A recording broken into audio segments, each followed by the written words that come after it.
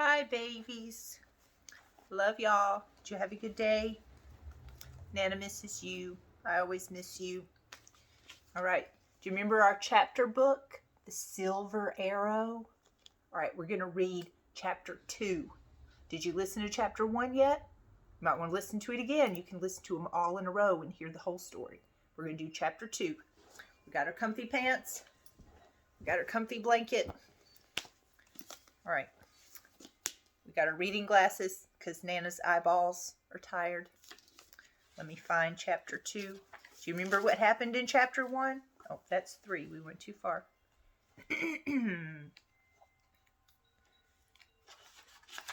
Let's see. Remember in chapter 1, Uncle Herbert, what did he buy them? He bought them a steam train. Oh, their parents were not happy, but they were excited. All right, let's see what Uncle Herbert does now. All right, here we go. Remember, there aren't a lot of pictures, just lots of words, so you have to listen. Chapter 2. Uncle Herbert shows no improvement. It's not even silver, Kate's father said. It's black. And what would you do with a silver arrow anyway? Hunt werewolves, Kate said, obviously. And where would we even put it, said her mother. Oh, I figured that out, Uncle Herbert said. We'll set it up on tracks in the backyard. In the back? Kate's mom was so angry she couldn't even finish her sentences. Herbert, you're such a blockhead. We're not putting train tracks in our backyard, Kate's father said. That's where my shade garden is going to go. Oh, you don't have to do it yourselves, Uncle Herbert said proudly. I've already done it. I got some workers to do it last night, and I had them use muffled hammers so you wouldn't wake up. Kate's parents stared at Uncle Herbert. Privately, Kate thought that for a guy in a banana yellow suit, he was turning out to be a pretty sharp operator. It occurred to her that this was a good practical application of something one of her heroes used to say, which is that sometimes it's better to ask forgiveness than permission. Grace Hopper said that.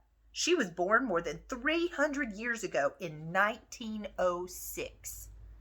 Back then, the world was way too prejudiced to allow women to be computer programmers, and computers hadn't been invented yet anyway. But in spite of all of that, Grace Hopper became a computer programmer and wrote the world's first software compiler. By the time she died at the age of 85, she was a rear admiral in the Navy. They named an aircraft carrier after her. Grace Hopper was something of a role model for Kate. 2 hours later, all 5 of them, Kate, Tom, Kate's brother, Mom, Dad, and Uncle Herbert, were in the backyard staring at the steam engine. It stood on a length of track on the thin burnt yellow grass with the tender behind it. Remember, the tender is the coal car where they put the coal in that makes it go. Together, the 2 cars took up most of the yard. Even Kate's mom and dad had to admit they were very impressive. We could charge people money to sit in it, Tom said. No way, Kate said. I don't want weird strangers sitting in my private train with their weird butts. Don't say butts, said her father.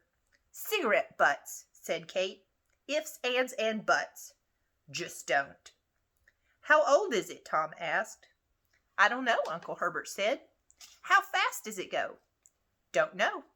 Could the strongest man in the world lift it? Wait. No, I know the strongest man in the world, and he definitely couldn't lift it. Want to get in? They sure did. It was a bit of a scramble. The train was, as previously mentioned, really big and definitely not built for kids. But Kate and Tom were expert scramblers.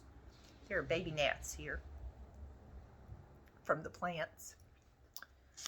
And there were a couple of iron steps welded to the side of it and a bar to grab onto. What happened next was actually a tiny bit disappointing, if Kate was being completely honest. Being inside the cab of a steam engine isn't like being in the driver's seat of a car or a truck or an airplane. For starters, there's no windshield because the giant barrel of the boiler is in the way, so you can't see what's in front of you. There are 2 little portholes on either side, but they're not very much help. It's more like a little room, the engine room of a ship maybe, but a really old ship without any computers or radar or anything. Brass and steel tubes ran everywhere like overgrown vines, spouting valve handles and buttons and cranks and glassed-in dials and more tubes. None of them had labels. The cab smelled like old oil, like at the car mechanics. It was definitely real, but it was also completely incomprehensible. That means it was hard to imagine. There were 2 folded down seats. Kate and Tom folded them down and sat. Now I get why train drivers are always leaning out the window, Tom said. It's the only way you can see where you're going. Yeah, too bad we're not going anywhere. Kate leaned out the window. Hey, Uncle Herbert, it's weird in here. We don't know what to do, Tom said. There isn't even a steering wheel. You don't steer a train, Uncle Herbert said, squinting up at them. You just go where the tracks go. Oh, right. There was no brake or gas pedal either, or not that Kate could see. Is there a whistle? Kate asked. Yes, Uncle Herbert said. It's a steam whistle, though. Doesn't work without steam. Oh. Kate and Tom wandered around the spinning wheels and pulling levers and moving anything else that moved. None of it did anything. It looked cool, but they were kind of at a loss on how to play with it. They opened a kind of stove thing set into the wall. It was full of cold ashes and soot. Tom pretended it was a tank and stood on his seat and machine-gunned an army of invisible Nazis out the window, but you could tell his heart wasn't 100% in it. Then they climbed down again. It was all a little anticlimactic, which means they weren't really impressed. You know what we should do, Kate said when they were back on the ground? We should connect these tracks with the old ones in the woods. There were some rusty old tracks out there, buried in leaves and sunk in the mud. She and Tom found them one day when they were out exploring. Those old things, her father said. Been a long time since a train ran on those tracks. All right, everybody, their mom clapped her hands for attention. It's Kate's birthday today. Who remembers when my birthday is? Next week, said Kate. That's right, 1 week from now.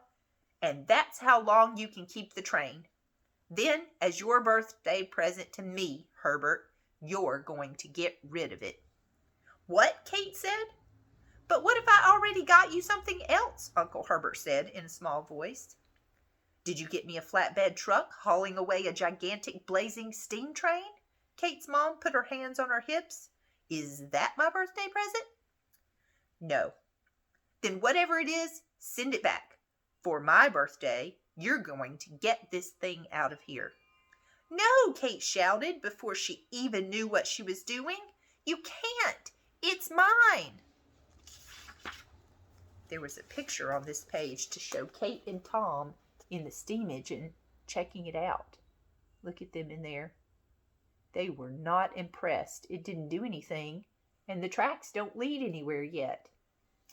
And it doesn't sound like Kate's mom and dad are very happy about this train. They want Uncle Herbert to take it back.